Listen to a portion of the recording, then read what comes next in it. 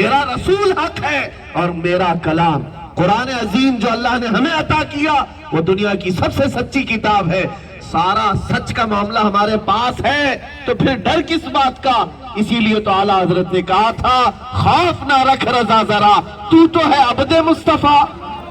خوف نہ رکھ رضا ذرا تو ہے عبد مصطفیٰ. عبد مصطفیٰ کس کو کہتے؟ مصطفیٰ کریم کے غلام کو. جب تیری نسبت نبی پاک سے ہے تو ڈرتا کس بات کیا؟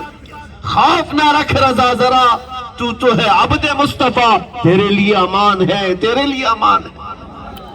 لوگ یہ کہتے ہیں. میرے عزیزوں، ابھی میں بغداد شریف کی حاضری سے واپس آیا تھا. وہاں پر ایک عالم دین بھی ہے اور بڑے چاہنے والوں میں سے. انہوں نے کہا ہمارے ہاں تو حالات مسلمانوں کے ہیں، آپ کے ہاں تو بڑے سخت حالات ہیں، اور ایسے میں آپ یہ بولتے ہیں، کیا ان تمام چیزوں کا ڈر نہیں لگتا یا خوف نہیں ہوتا؟ میں یہ اپنی برائی کے لیے نہیں کہہ رہا ہوں، میں اعلیٰ حضرت کے اس شعر پر یقین رکھتا ہوں.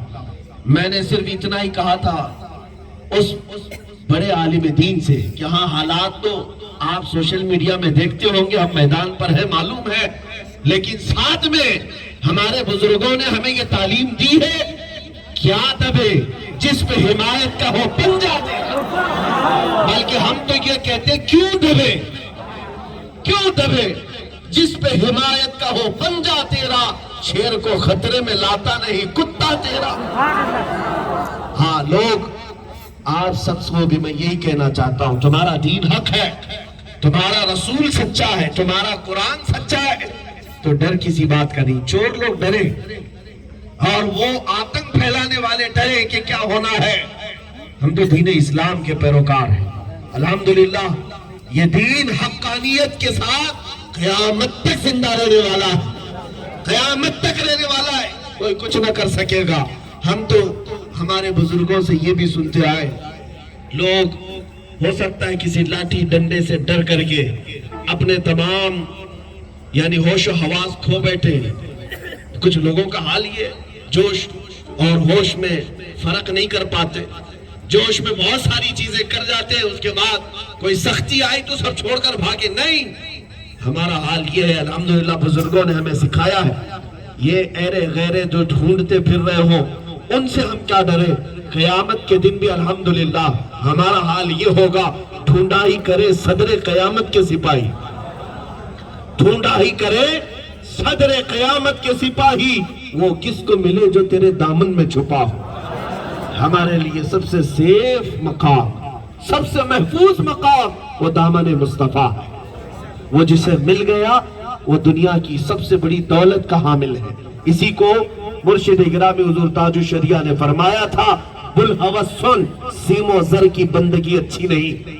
بلحوث کس کو کہتے ہیں؟ نفس کا پجاری، خواہشات کے پیچھے چلنے والا. اس کے لیے فرماتے ہیں کہ بلحوث سن سیم و زر کی بندگی اچھی نہیں. سیم و زر چاندی سونے کو کہتے ہیں. تم چاندی سونے کے پیچھے بھاگ رہے ہو. بلحوث سن سیم و زر کی بندگی اچھی نہیں، ان کے در کی بھیک اچھی، سروری اچھی نہیں. وہاں کی گداگری بھی مل گئی مصطفیٰ کریم کے دربار کی. ہمارے لیے وہ بہت محفوظ مقام ہے، بہت محفوظ مقام ہے. الحمدللہ ہم نے محسوس کیا ہے کہ خوف اگر کسی بات سے نکلتا ہے تو وہ عشق مصطفیٰ سے نکلتا ہے. نبی پاک صلی اللہ تعالیٰ علیہ وسلم کے قدموں میں آ کر دیکھو، اللہ کریم تمہارے سینے کو اور مضبوط فرما دے گا، تمہارے دل کو مضبوط کر دے گا.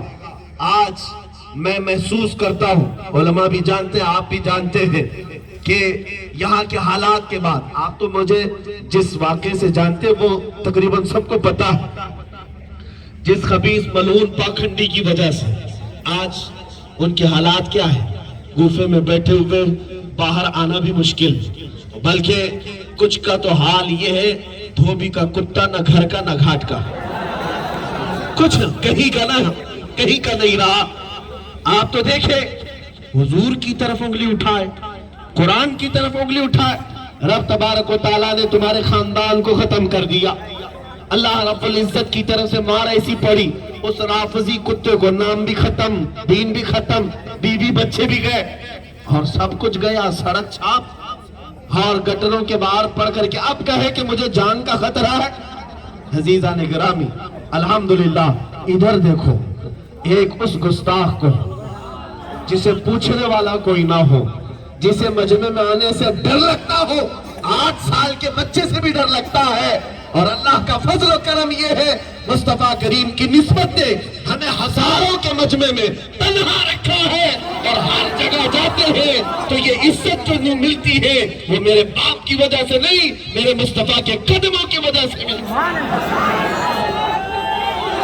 اللہ اکبر۔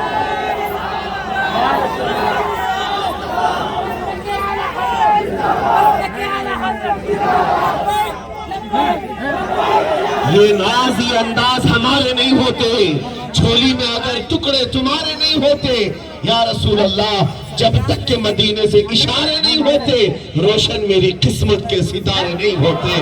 اسی لیے مجمع سے یہی کہوں گا، بے دام ہی بک جائیے بازار نبی میں، بے دام ہی بک جائیے بازار نبی میں، اس شان کے سودے میں خسارے نہیں ہوتے، اس شان کے سودے میں خسارے نہیں ہوتے۔ بہرحال میں گفتگو کی طرف آتا ہوں، بہت اہم بات آپ کو، بہت اہم بات کی طرف لے چلتا ہوں۔ زندگی میں بہت ساری چیزیں آتی ہیں، کٹھنائیں، مصیبتیں، مشقتیں، برداشت کرنے کی عادت ڈال لو۔ ہمیں صبر اسلام نے سکھایا، لیکن کن چیزوں میں؟ روٹی نہ ملے صبر کر لے، کھانا نہ ملے صبر کر لے، آج گھر کی چھت نہیں ہے صبر کر لے، کپڑے نہیں ملے صبر کر لے، بہت ساری نعمتیں نہ ملنے پر صبر کی تلقین کی گئی ہے۔ لیکن حضور کی عزت کے معاملے میں یہاں پر یہ نہیں کہا گیا کہ چوڑیاں پہن کر بیٹھ جاؤ، بلکہ یہ کہا گیا ہے اگر جسم میں لہو کا آخری قطرہ بھی باقی ہے تو مصطفیٰ کے نام پر پکارو، دنیا کو بتاؤ کہ ہمارے پاس جو کچھ بھی ہے وہ حضور کے نام کا ہے، ہم کھاتے ہیں اسی دربار کا صدقہ، تو نام اس وقت تک لیتے رہیں گے جب تک آخری سانس باقی رہے گی۔ ہمیں اعلیٰ حضرت نے یہی سکھایا ہے، خاک ہو جائے عدو چل کر مگر ہم تو رضا، دم میں جب تک دم ہے ذکر ان کا سناتے جائیں، دم میں جب تک دم ہے ذکر ان کا سناتے جائیں گے۔ سیدنا ابو بکر صدیق رضی اللہ تعالیٰ عنہ، ایمان کسے کہتے ہیں یہ سمجھ لو، سب سے بڑی چیز تمہارے لیے، فرسٹ پرائیورٹی، سب سے بڑا حساس معاملہ تمہارے لیے کیا ہے؟ حضرت ابو بکر صدیق رضی اللہ تعالیٰ عنہ سب سے پہلے انسان وہ ہیں اسلام میں جنہوں نے حرم کعبہ میں پہلا خطبہ دیا، سب سے پہلے خطبہ دینے والے اسلام کے بعد، اور اس وقت ابھی 40 لوگ بھی اسلام میں آئے ہوئے نہیں تھے۔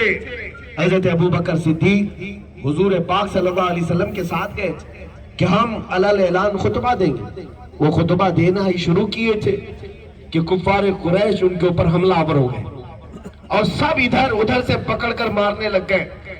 حضرت ابو بکر صدیق کو ہاتھوں سے گھوسوں سے اتنا مارا تھا کہ پورا جسم زخمی ہو گئے، اتنا کہ چہرے پر سوجن ایسی آ گئی تھی کہ ان کی آنکھیں نظر نہیں آ رہی تھی۔ حضرت ابو بکر صدیق نبی پاک صلی اللہ علیہ وسلم کے ساتھ گئے تھے حرم میں، لیکن حالات ایسے بگڑے کہ لوگوں نے مار پیٹ کیا، زد و کوب کیا۔ پھر صدیق اکبر کے خاندان والے وہاں موجود تھے، قبیلہ بنو تمیم کے لوگ، انہوں نے اٹھایا حضرت ابو بکر صدیق رضی اللہ تعالیٰ عنہ کو اور گھر لے آئے، پورا جسم ٹوٹا پھوٹا زخمی حالت میں ہے، اور گھر جب لائے تو اس وقت ان کے ماں باپ بھی ابھی اسلام میں آئے ہوئے نہیں تھے۔ ماں دیکھ کر پریشان ہو گئی ابو بکر صدیق کو کہ اتنا مارا ظالموں نے، اور دن بھر ان کے سامنے کھڑی رہی، تیمارداری کرتی رہی۔ شام ہو گئی، وہ روتی رہی کہ یہ آنکھیں کھول لے، ہوش میں آ جائے، لیکن گھر کے باہر یہ چرچا بھی چلنے لگ گیا کہ ابو بکر صدیق کا عنقریب انتقال ہونے والا ہے، عنقریب موت آ جائے گی، اتنا مارا جا چکا ہے۔ شام ہو گئی، وہ دودھ کی کٹوری یا پانی لے کر کے ان کی ماں کھڑی ہے سرانے کے پاس۔ رات کا وقت ہوا، جب ان کی ماں رونے لگی تو حضرت ابو بکر صدیق کو ہوش آئے اور آنکھیں کھولی، ماں کی پیشانی چمک گئی، دیکھا بیٹا جاگ گیا، بیدار ہوا، آنکھیں کھول چکا ہے۔ جلدی سے کھٹوری دودھ کی لائی اور کہا بیٹا ابو بکر اس کو پی لو، بہت زخمی ہو، جگہ جگہ سے خون رس رہا ہے۔ حضرت ابو بکر صدیق نے کھٹوری کو اپنے ہاتھ سے ہٹایا اور کہا ماں پہلے یہ معلوم کرو میرے مصطفیٰ کی حالت کیا ہے، نبی پاک صلی اللہ علیہ وسلم کی خیریت بتاؤ۔ ہزار طرح کے زخمی حالت میں یہ ہے ایمان۔ سب سے پہلی چیز کا احساس مسلمان کو ہو تو ناموس مصطفیٰ کا ہو، عزت مصطفیٰ کا ہو۔ اس لیے کہ صدیق اکبر نے جب یہ کہا تو ماں رو پڑی، کیسی دیوانگی ہے، لوگوں نے اتنا مار دیا کہ موت قریب آ گئی، اور اس وقت یہ نہ پانی کو ہاتھ لگاتا ہے نہ دودھ کو، پہلے پوچھتا ہے محمد الرسول اللہ کی خیریت تو۔ میرے عزیزوں، ماں نے کہا ٹھیک ہے میں معلوم کر لوں گی، یہ پی لو تمہارے اندر تھوڑی طاقت آ جائے گی۔ ابو بکر صدیق نے کہا میں اس وقت تک ایک قطرہ بھی حلق میں نہ ڈالوں گا جب تک مصطفیٰ کا دیدار نہ کروں۔ سب سے پہلے مجھے بتاؤ، رات ہو گئی، ان کی ماں ایمان لائی ہوئی نہیں تھی، وہ ڈھونڈتی ہوئی باہر گئی۔ حضرت عمر فاروق کی بہن، وہ چونکہ مسلمان تھی، ان کے گھر گئی، کہا میرا بیٹا بہت زخمی ہے، ابھی ہوش آیا، آنکھیں کھولی ہے، لیکن نہ وہ دودھ کو ہاتھ لگاتا ہے نہ پانی کو، کہتا ہے وہ محمد رسول اللہ کو دیکھنا چاہتا ہے، مجھے لے چلو۔ ان کی بہن حضرت عمر کی بہن حضرت ابو بکر کی ماں کا ہاتھ پکڑ کر لے گئی۔ نبی پاک صلی اللہ علیہ وسلم دار ارقم میں تھے، اس وقت چند صحابہ کے ساتھ ان کی ماں گئی، کہتی ہے اے محمد عربی صلی اللہ علیہ وسلم، میرا بیٹا اتنا مار کھا چکا کہ اس کی آنکھیں چھپ گئی ہے، چہرہ سوج گیا ہے، دن بھر بے ہوش تھا، ابھی رات کو ہوش آیا۔ حضور کھڑے ہو گئے، کہا سب سے پہلے ابو بکر نے کیا پوچھا؟ ماں کہتی ہے پہلا آپ کا نام لیتا ہے، سب سے پہلے آپ کو پوچھتا ہے۔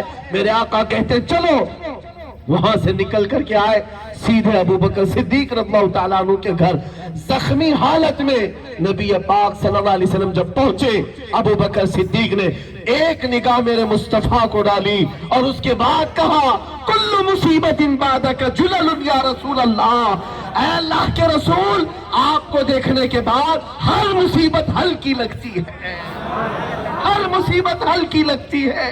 یہ ایمان ہے، یہ ایمان ہے۔ اگر تم عشق مصطفیٰ کے ساتھ جیو گے، ایک دن تم بھی یہ کہو گے، ایک دن تم بھی یہ کہو گے دنیا مارتی ہے تو مارے، زیادہ سے زیادہ موت ہی تو آنی ہے، اور موت آنے کے بعد ملک الموت کو ہی آنا ہے، وہ روح ہمارے پنجوں سے کھینچ کر سرانے تک لا رہے ہوں گے، لیکن تمہیں درد نہیں ہوگا، اس لیے کہ سرانے کے پاس تم جمال مصطفیٰ دیکھ رہے ہوں گے۔ اور جب تم دنیا سے رخصت ہو رہے ہوں گے، یہ جملہ یاد رکھنا، تم بھی پکار کر کہو گے کل مصیبت بعدک جلل یا رسول اللہ، اے اللہ کے رسول آپ کو دیکھنے کے بعد اب موت کی تکلیف بھی آسان لگتی ہے، آسان لگتی ہے۔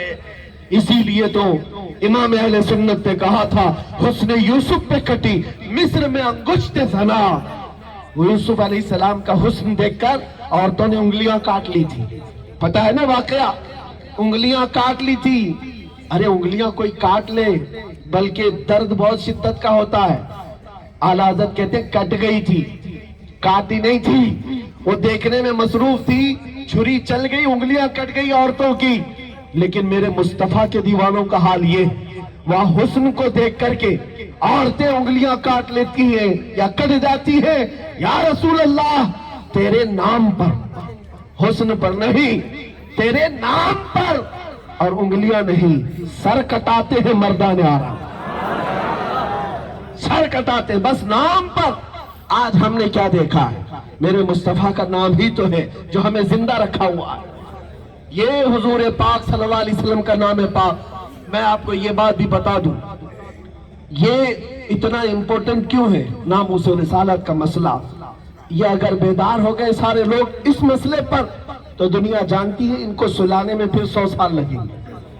پچھلے 100 سال سے سلایا جا رہا ہے، سلایا جا رہا ہے، ان کو نشہ دیا گیا، ایڈکٹ بنایا گیا، تمہارے ہاتھوں میں نہ جانے کیا کیا چیزیں دے دی گئی کہ تم سوئے رہو، تم سوئے رہو گے تو دوسروں کا جینا آسان رہے گا۔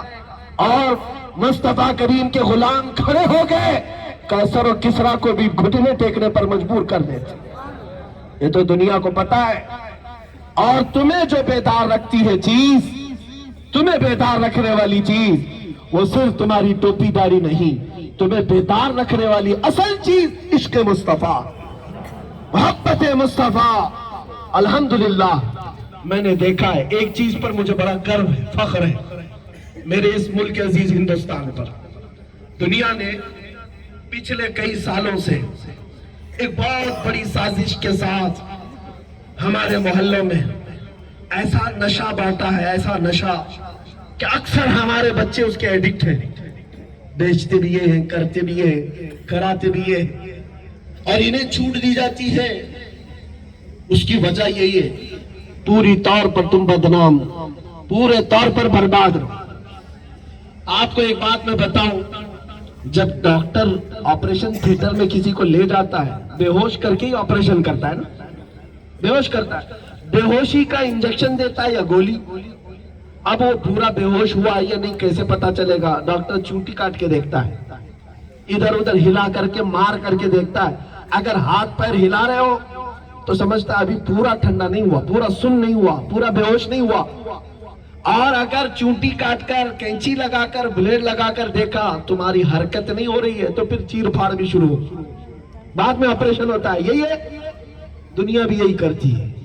दुनिया का हाल भी है कि तुम्हें बरसों से नशा में ऐसा मुब्तला कर रखा जाए ताकि तुम मदहोश हो जाओ, बेहोश हो जाओ, तुम्हें किसी चीज का फर्क ना पड़े। और अब ट्रायल शुरू हुआ है। ये चूंटी काटकर जो डॉक्टर देखता है होश में है, बेहोश है, ये जो ट्रायल है हुजूर की गुस्ताखी करके देखते हैं होश में है या नहीं। कुरान की तरफ उंगली उठाकर इस्लाम की तरफ ये चेक करते हैं पूरा होश में है या बेहोश हो गया। इन्होंने सिर्फ यहाँ नहीं, पूरे दुनिया में करके देखा। अरबों को तो ऐसा मदहोश किया है, उनको किसी चीज का फर्क ही नहीं पड़ता, फिक्र भी नहीं।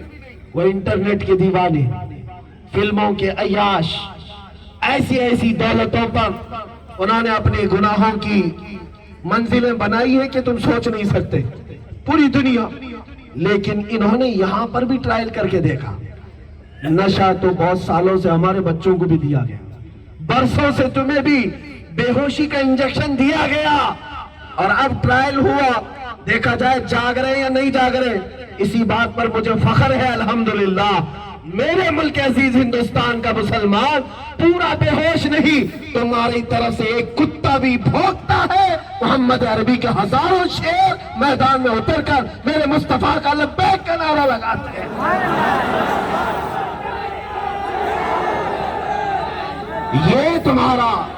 ये तुम्हारा जागना, ये तुम्हारा वजूद बताता है हुजूर के नाम पर अभी जिंदगी बाकी है। इसीलिए कहता हूं, न घबराओ मुसलमानों, अभी खुदा की शान बाकी है, अभी कुरान जिंदा है, इस्लाम बाकी है। इंशाअल्लाह अज़ीज़ ये बेदारी तुम्हारी रही तो फिर और 100 साल प्लान करने दो, और 100 साल मीटिंगें करने दो, बस एक बार बेदार हो जाओ। इन्होंने अल्लामा किफायत अली काफी को मुरादाबाद में फांसी पर चढ़ाया था अंग्रेजों ने। किस वजह से जानते हैं? एक आशिक रसूल थे, बोलते थे तो हजारों लोग उनकी तरफ सुनने को बेकरार होते। जुबान में असर था, और जुबान में असर इतना था कि अंग्रेजों को गिरफ्तार करने के लिए मौलाना को 3000 लोग लगे, 3000 लोग लाए थे एक मोहम्मद अरबी के शेर को पकड़ने के लिए। आलिम रब्बानी को गिरफ्तार किया, और 7 दिन तक उनके जिस्म पर इस्त्री फेरते थे गरम, और जब चमड़ी जलती थी तो उस पर नमक छिड़कते थे। उस आशिक रसूल का इम्तिहान हुआ। हफ्ते भर के बाद बड़े मजमे में ले जाकर चौराहे पर किफायत अली काफी रहमतुल्लाह अलैह, इसी हिंदुस्तान की बात कर रहा हूं, आजादी के मौके पर हमारे इन उलमा को ये लोग याद भी नहीं रखते जिन्होंने अपनी जानें दे दी इस मुल्क में। किफायत अली काफी को फांसी पर चढ़ाया था। उस वक्त जानते हैं उनकी पेशानी पर एक सिलवट भी नहीं थी। किफायत अली काफी जब जा रहे थे, ना गमगीन, ना मुतफक्किर, ना किसी तरह का टेंशन, फांसी के फंदे पर जाते हुए गुनगुना रहे थे, कोई गुल बाकी रहेगा, न चमन रह जाएगा, پر رسول اللہ کا دین حسن رہ جائے گا، سب بنا ہو جائیں گے کافی، وہ لیکن حشر تک نام حضرت کا زبانوں پر چلن رہ جائے گا۔ یہ کہتے ہوئے گئے، پھانسی پر چڑھ گئے۔ انگریزوں نے ایک ہفتہ بھر جشن منایا تھا، ایک مولوی کو ختم کر دیا۔ میں آپ کو کہتا ہوں، آج اگر میں مر بھی جاؤں، مجھے اگر مار دیا جائے، کسی بات کی فکر کی ضرورت نہیں۔ یہ ہمیشہ یاد رکھنا اے سنی مسلمانوں، ہماری موتیں کسی کو ڈرانے کے لیے نہیں ہوتی، بلکہ ہم صدیوں سے یہ سنتے آ رہے ہیں، اسلام زندہ ہوتا ہے ہر کربلا کے بعد، اسلام زندہ ہوتا ہے ہر کربلا کے بعد۔ کفایت علی کافی کو پھانسی پر چڑھا کر انگریزوں نے جشن منایا تھا کہ ایک نبی کہنے والا، عشق رسول کی بات کرنے والا، محبت مصطفیٰ میں لوگوں کو دیوانہ بنانے والا پھانسی پر چڑھ گیا، ختم ہو گیا۔ جشن مناتے رہے، لیکن ان کو خدائی قانون معلوم نہیں، قدرت کا قانون معلوم نہیں۔ تم ایک چراغ بجھاؤ گے، رب ذوالجلال 100 چراغ روشن فرمائے گا۔ ہوا کیا؟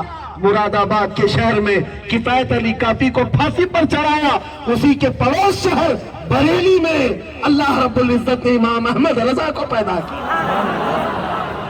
اس امام احمد رضا نے پھر اپنے نوکے قلم سے کروڑوں مسلمانوں کے دلوں میں عشق مصطفیٰ کی شمع روشن کر دی۔ اس لیے میں ان سے کہتا ہوں جو گوفے میں بیٹھ کر کے کہتے اسلام کا وناش کرنا ہے، محمد عربی صلی اللہ علیہ وسلم کی حقیقت بتانی ہے، ختم کرنا ہے، میں تو بار بار یہ کہتا ہوں تم اپنے جسموں کی کھجلی نہیں مٹا سکتے، اسلام کو مٹانے کی بات کرتے ہو، اور 4-5 گیدڑ کہیں بیٹھ کر کے بھوکے تو اس پر ان کے بھوکنے سے شہروں پر کچھ اثر نہیں ہوتا، کچھ نہیں ہوتا۔ اسلام تھا، اسلام ہے، اور اسلام رہے گا، کچھ نہیں ہونا ہے۔ لیکن میں ان سے کہتا ہوں تم سے بڑے بڑے اور سڑے سڑے بھی آئے اور کر کے دیکھ چکے، ہلاکو، چنگیز، کیسے کیسے نام موجود ہیں جنہوں نے ہماری کھوپڑیوں سے مینار بھی بنا دیا تھا، بغداد کو خون سے نہلا دیا تھا، لیکن کہاں ہے چنگیز، کہاں ہے ہلاکو؟ ڈھونڈ کر نکالو، کوئی نہیں ملتا۔ جس بغداد کو خون سے نہلایا تھا، آج بھی جاؤ اس بغداد میں میرے غوث کا روضہ آج بھی چمک رہا ہے، آج بھی نیلا گنبد چمک رہا ہے، لاکھوں کو اپنی طرف بلاتا ہے۔ میرے عزیزوں، اعلیٰ حضرت نے سچ کہا، یا رسول اللہ تو گھٹائے سے کسی کے نہ گھٹا ہے نہ گھٹے گا، جب بڑھائے تجھے اللہ تعالیٰ تیرا، مٹ گئے مٹتے ہیں مٹ جائیں گے عطا تیرے، نہ مٹا ہے نہ مٹے گا کبھی۔ الحمدللہ سنیوں کو اتنا معلوم ہونا چاہیے، تمہیں اپنی فکر کرنی ہے، دین اسلام اللہ رب العزت کی حفاظت میں، میرے رسول کی عزت اللہ کی حفاظت میں، قرآن اللہ کی حفاظت میں ہے، تم اپنے ایمان کی حفاظت کرو، تم اپنے ایمان کی حفاظت کرو، آندھیوں سے گھبرا کر کے منزلیں نہ بدلو، قبلے نہ بدل لیا کرو۔ ایک بات یاد رکھو، ادھر سے طوفان آئے ادھر سے طوفان آئے، کہیں سے بھی آئے، نبی پاک کے غلاموں کو ہر زمانے میں آزمایا جاتا ہے، اور تمہارا یہی نعرہ ہونا چاہیے، ٹل نہ سکتے تھے جنگ میں اگر اڑ جاتے تھے، پاؤں شیروں کے بھی میدان سے اکھڑ جاتے تھے۔ یہ ہمارے اسلاف، ہمارے بزرگوں نے ثابت کر دکھایا ہے۔ آ گیا عین لڑائی میں گر وقت نماز، قبلہ روحوں کے زمین بوس ہوئی قوم حجاز، ایک ہی صف میں کھڑے ہو گئے محمود و ایاز، نہ کوئی بندہ رہا نہ کوئی بندہ نواز۔ آپ مضبوطی کے ساتھ جمے رہو دین و سنیت پر، اور علماء ذوی الاحترام، مشائخ و سادات کی صحبت تمہارے لیے سب سے اہم ہے، کہ یہ تمہارے ایمان کے بقا کی ضمانت ہے، وہ ایمان کی حفاظت کریں گے۔ عزیزان گرامی، حساس مسئلہ، سینسیٹیو مسئلہ ہے، اسی لیے میں اکثر کہتا ہوں، بہت سارے ڈپارٹمنٹ کے لوگ بھی ہم سے یہ بات کرتے ہیں، تقریروں میں بہت زیادہ جوش، ایسا لگتا ہے آپ پروک کر رہے ہیں، ہم کسی کو بھڑکاتے نہیں، لوگوں کو یہ لگتا ہے بھڑکاؤ بھاشن، ارے جن بھڑکاؤ لوگوں کو تم نے کھلے سانڈ کی طرح چھوڑ رکھا ہے، اگر وہ بند ہوتے تو ہم یہی کہتے ہیں، نہ تم ہمیں صدمے دیتے نہ ہم فریاد یوں کرتے۔ بات اتنی ہی ہے کہ جس وقت تم میرے دامن پر کیچڑ اچھالو، میرے دامن کو تار تار کر دو، مار ڈالو میرے بچوں کو، میرے گھر کو، ہم صبر کھا جائیں گے، ہم صبر کر لیں گے، لیکن حضور پاک کے نام پر یا ان کی عزت کی طرف انگلی اٹھاؤ گے تو ہمارے جسم میں جو طاقت باقی ہے اس طاقت کے ساتھ ہم کھڑے رہیں گے، اس لیے کہ ہمیں پتا ہے جو کچھ بھی ملا ہے اس نام مصطفیٰ پر ملا ہے، سبحان اللہ، حضور کے نام پر ملا ہے، اور جینا ہے تو اسی نام پر، مرنا ہے تو اسی نام پر، کیونکہ قیامت میں ان پاکھنڈیوں کے سامنے نہیں، ہمیں کھڑا ہونا ہے، میرے مصطفیٰ کے سامنے کھڑا ہونا ہے۔ آج بدبخت اور گستاخوں کی ذلت تو ہم دیکھ رہے ہیں، اور کل انشاءاللہ سب دیکھیں گے۔ اعلیٰ حضرت نے کہا ہے دیکھنی ہے حشر میں عزت رسول اللہ، دیکھنی ہے حشر میں عزت رسول اللہ کی، بس اتنی فکر کرو۔ ایک صحابیہ سمیرہ بنت قیس، احد کے میدان ان کا بیٹا شہید ہوا، بیٹا شہید ہوا، جوان لڑکا تھا، صحابہ نے خبر دی کہ تمہارا بیٹا شہید ہو گیا۔ وہ اپنے بیٹے کے موت کے غم کی بجائے کہتی ہیں کہ رسول اللہ کی کیفیت کیا ہے؟ احد میں سنا ہے حضور کو تکلیف ہوئی ہے۔ صحابہ نے کہا نہیں ٹھیک ہے، اللہ کے نبی صلی اللہ علیہ وسلم خیر و عافیت کے ساتھ ہیں۔ حضور پاک صلی اللہ علیہ وسلم کی خیریت اور عافیت جب بتائی گئی